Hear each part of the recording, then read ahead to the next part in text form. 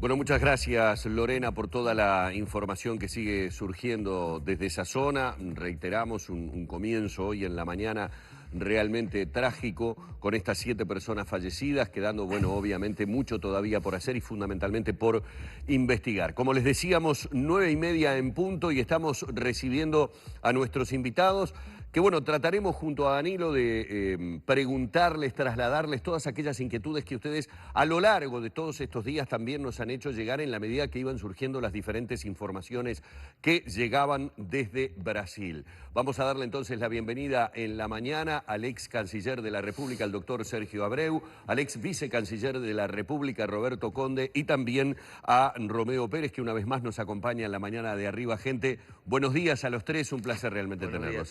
Gracias. Mucho gusto.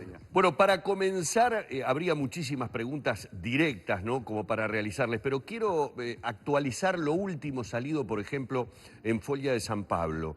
La entrevista de Michel Temer ayer que emitió TV Globo, una entrevista completa en un horario en donde hay un programa de muchísima audiencia en Brasil, que es fantástico, recibió cacerolazos en varios puntos del Brasil, en por lo menos 5 importantes ciudades como San Pablo, Río, en San Salvador, en Porto Alegre, en Belo Horizonte. Y de alguna manera es un disparador esta noticia de los cacerolazos que recibe Temer, porque tiene que ver con el bajísimo, podríamos decir, nivel de popularidad del actual presidente brasileño. Comienzo por el ex canciller Abreu. Doctor, evidentemente esto habla de una situación más allá de lo que ya aconteció, ¿verdad? El retiro, la suspensión de Dilma de la presidencia, pero esta impopularidad del presidente actual del Brasil nos puede hacer tener varias lecturas muy preocupantes sobre la situación política y social que pueda tener en estos momentos nuestros vecinos, ¿no? La lectura que uno tiene es la falta de credibilidad de todo el sistema político. Hay una enorme crisis política, económica, por supuesto, que tiene una enorme incidencia sobre esto, y moral también, porque en realidad lo que existe acá es un cuestionamiento colectivo sobre el funcionamiento del sistema político. Lo que sí es claro es que la remoción de la presidenta o la suspensión de la presidenta por el juicio político es el mecanismo constitucional de que disponen, pero que eso no soluciona, como en otros países, la popularidad o la receptividad que pueda tener todo el sistema político. Lo que hay acá es un discurso antisistema, no antirrepublicano, un discurso antipolíticos tradicionales que muestran enormes fragilidades desde el punto de vista institucional, en una política económica con un desastre muy fuerte, porque el país ha caído en su Producto Bruto por segunda vez. Desde 1930 es la primera vez que sucede, y además porque obviamente este juego político de partidos tantos, hay más de 30 partidos en el Parlamento. Lo que la gente reacciona es en el funcionamiento general del sistema, que nada tiene que ver con lo que son los procedimientos constitucionales que se aplican, porque si no estaríamos en la anarquía, ¿no? Claro, lógicamente. La otra pregunta que se ha realizado mucha gente y hoy por hoy podríamos decir es un poco de polémica entre los uruguayos, como de alguna manera lo es a nivel regional, porque ha habido diferentes posiciones. ¿Se puede calificar de golpe, sí o no, lo que sucedió en Brasil? Sí, es un poco el meollo de los debates políticos y sociales, como usted muy bien dice, en la región. Se han adoptado distintas fórmulas, ¿no? Algunos dicen esto es constitucional por el mecanismo y golpe por el contenido. Yo prefiero usar una fórmula que usa el intelectual brasileño Emil Sader, que Emil Sader lo llama golpe blanco, para distinguirlo del típico golpe militar. Bueno, cualquiera de estos dos enfoques que se aborde, yo no tengo dudas de que este pronunciamiento tiene un contenido golpista en el sentido de que es un ataque al poder institucional de la presidenta, llevado a cabo por motivos espurios. En primer lugar, téngase en cuenta la terrible paradoja de que la casi la unanimidad de los que votaron a favor de esa destitución están acusados ante la justicia y destituyen a una presidenta que hasta el momento formalmente no tiene ninguna acusación de corrupción. Es un espectáculo difícil de comprender. Segundo, el presidente provisional de Brasil hoy, él mismo está acusado, con lo cual no se genera ningún tipo de confianza ni de estabilidad política. Y en tercer lugar, ese parlamento que ha destituido a la presidenta no tiene la más mínima cohesión de ningún tipo, con lo cual no se muestra como representativo de la sociedad brasileña. En realidad ese parlamento ha sido repudiado por la propia sociedad de diferentes maneras. Estas manifestaciones que usted muy bien mencionaba durante el discurso de Temer ayer son una muestra de lo que está ocurriendo. De modo que es un proceso formalmente legítimo, digamos así, políticamente espurio, y tendrán que encontrar un camino definitivo que, si tenemos tiempo, quizá podamos intercambiar un poquito sobre eso. Yo creo que la salida mejor para el pueblo brasileño hoy sería adelantar las elecciones, pero veremos cómo vamos por ese camino. Romeo, y desde el análisis político, ¿esto se puede considerar golpe o no? Porque la presidenta Rousseff en su discurso saliente lo remarcó y muy fuerte, ¿no? Bueno, ella lo remarcó. Yo creo que no, que en absoluto se puede hablar de golpe. Sería además muy extraño que el golpe se diera en favor de una asamblea plural, donde hay una gran cantidad de partidos representados, seguramente sospechada de corrupción, no más que el Poder Ejecutivo actual y que el presidente Lula y sus ejecutivos. Una asamblea deliberante no es un dictador típico. Lo típico suele ser la disolución de las asambleas por poderes concentrados. Podríamos entrar, nos faltaría naturalmente el tiempo mínimo necesario, en el fundamento del enjuiciamiento de Dilma Rousseff. Ese fundamento existe y es nada menos que la alteración de las cuentas del Estado y en reiteración, o sea, en más de una oportunidad. No hay que olvidar que todo esto comienza con el rechazo por el Consejo de Cuentas, un organismo de la órbita parlamentaria, de los balances presupuestales presentados por Dilma Rousseff en 2 oportunidades por lo menos. Claro que como en cualquier otro enjuiciamiento se puede discutir el mérito y la proporción o no entre las sanciones y los ilícitos, pero no se trata de un invento, no se trata de un procedimiento forzado. Como nos falta el tiempo de profundizar en todo esto, yo quisiera hacer un argumento de autoridad.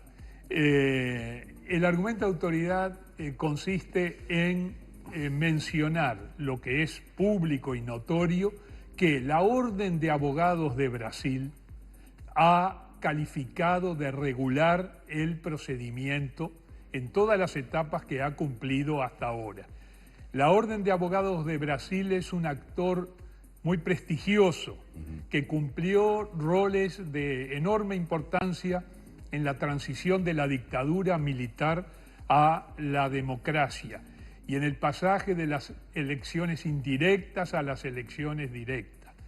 Bajo la presidencia de una figura consular en Brasil como es Raimundo Faoro, como era Raimundo Faoro, y manteniendo una respetabilidad muy, muy grande. Bueno, esta entidad considera, además técnica especializada en apreciar la regularidad de procedimientos, considera que no se trata de un golpe de ninguna naturaleza.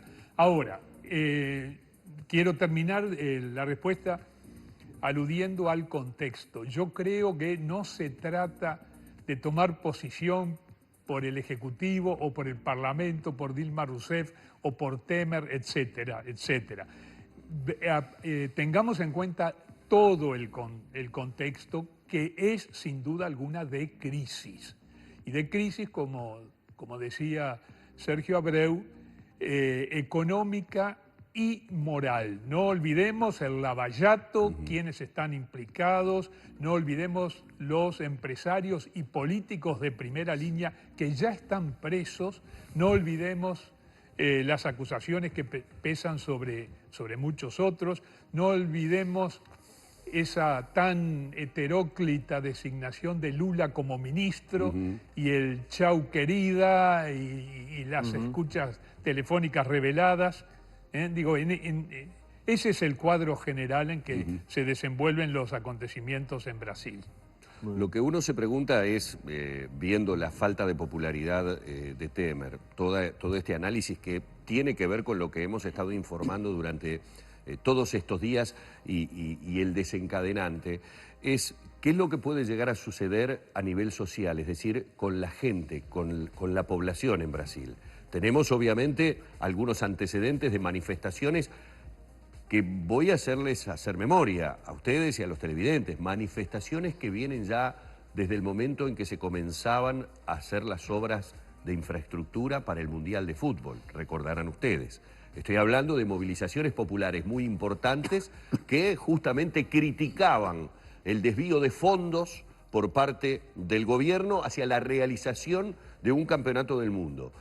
Estas manifestaciones han derivado en lo que finalmente quedamos, ¿verdad? Manifestaciones a favor de Dilma, manifestaciones en contra de Dilma.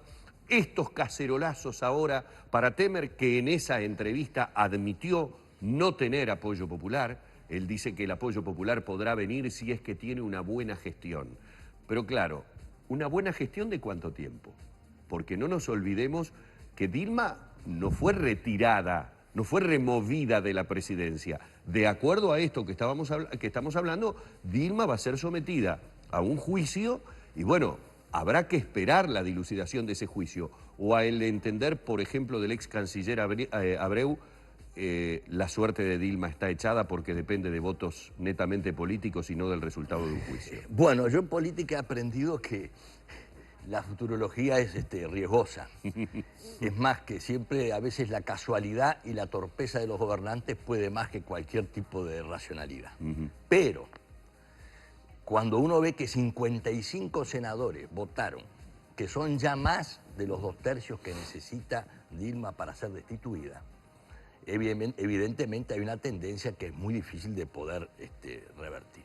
Pero yo lo que a mí me preocupa es que yo creo que no hay ningún golpe de Estado, entre otras cosas porque aquí la acción más importante, política y ética, la hizo la justicia brasileña, que fue la que empezó. El juez Moro, que hoy es una especie de héroe nacional, comenzó a procesar empresarios, y por el sistema ese de que el arrepentido canta, por decirlo así, se fueron llevando todos los gobernantes, incluido todo el gobierno de Dilma, y a Lula y al hijo de Lula y el triplex y esto y lo otro. Todas esas cosas la gente lo mira con un criterio muy crítico porque tenía mucha esperanza en un partido de los trabajadores que terminó nada menos que siendo procesado el jefe de su gabinete, el fundador, José Dirceu, que hoy tiene 7 años de preso y que además lo sustituyó Dilma precisamente porque era el cargo de jefe de gabinete de Lula. Pero vamos a decirlo con total claridad y con total respeto, un ladrón. Entonces, porque los que roban son ladrones. Y entonces ese señor era el jefe de la cabeza. Los demás pueden tener una cantidad de impugnaciones y todo lo demás, pero la falta de fe en el sistema es la caída de la última esperanza que surgió en Brasil, que nos puede suceder a nosotros. Entonces, cuando yo digo todo esto, estoy tratando de ir por el lado de que si la justicia comienza a procesar y la justicia hace lo que le parece que hacer, el tema de los senadores o el Parlamento es el depositario de la voluntad popular, mal o bien, representa el 100%. Y cuando representa el 100%, lo que dice el Parlamento y lo que dice la justicia es la visión republicana del país. Entonces yo cuando me dicen, esto decir es un golpe, decir que hay una ruptura institucional. Y termino con esto. Yo vi lo que pasó en Paraguay.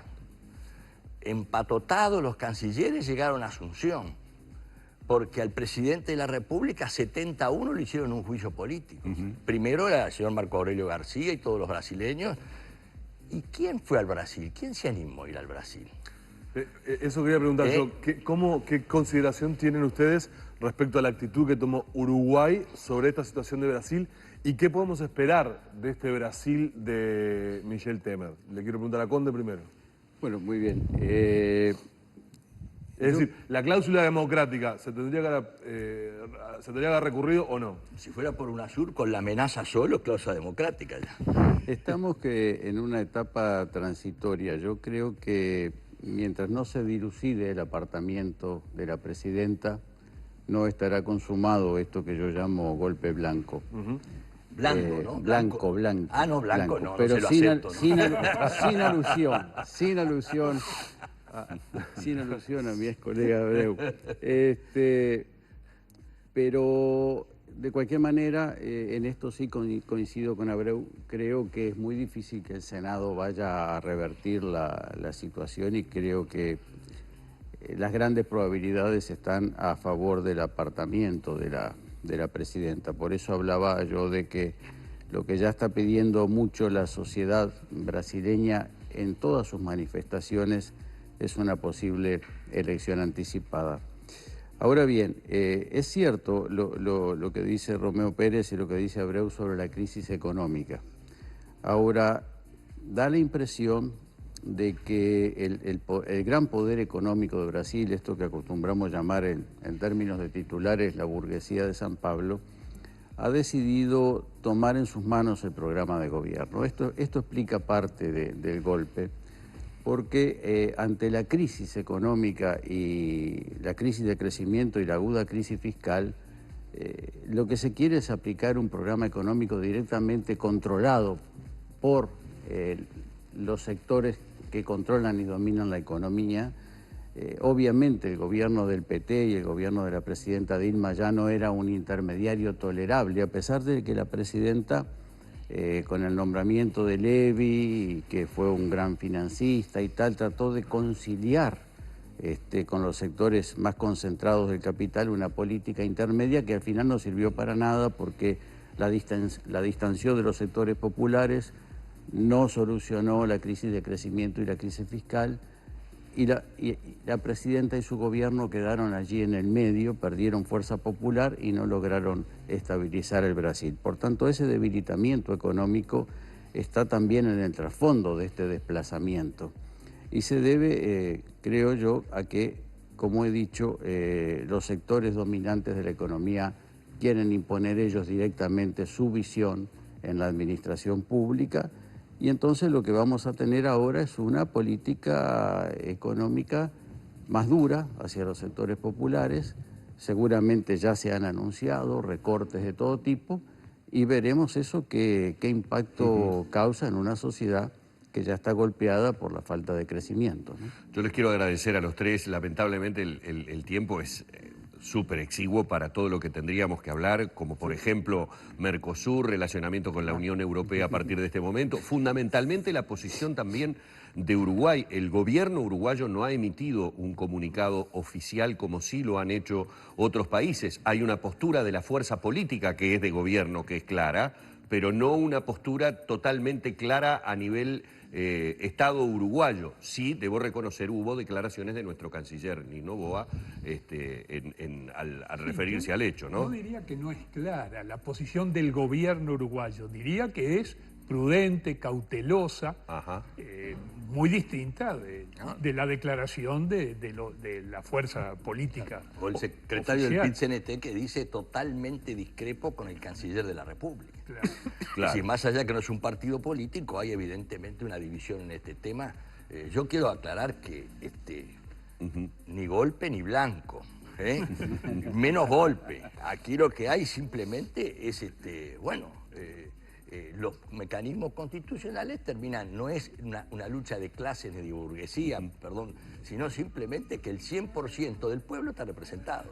Yo les quiero agradecer. Ha vamos quedado a- clara las posiciones, obviamente, tanto del ex vicecanciller Roberto Conde como... Con el poder de análisis de los tres invitados teníamos para hacer el programa entero. Pero con ellos. la verdad que sí, agradecerles a los tres, han sido más que amables y seguramente será motivo de nuevos encuentros. De repente no a los tres juntos, ¿no? Vamos a agarrarlos por separado. Claro, Pero de alguna sí le damos una más terapia de tiempo. grupo siempre es buena. Muchísimas gracias, Muchas que tengan una buena mañana. Vamos cerrando por aquí este encuentro que hemos mantenido de debate, podríamos decir, a nivel de política internacional.